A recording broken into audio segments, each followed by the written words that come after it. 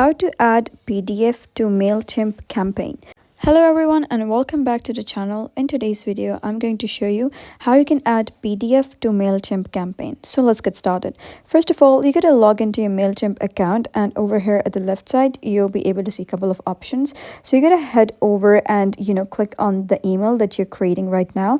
So over here in content, you'll be able to see my files. So you got to click on my files and upload the specific PDF. So just click on upload and select the PDF. For example, I have PDF over here, that is sample PDF that I have created.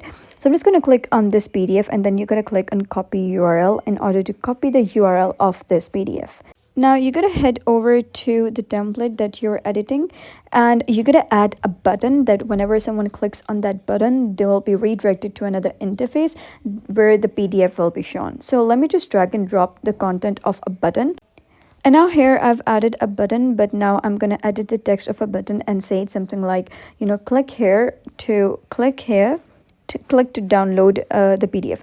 And over here at the left side, you'll be able to see a box where you got to paste the URL. So just paste the URL, and after that you can go and preview this. So just click on preview.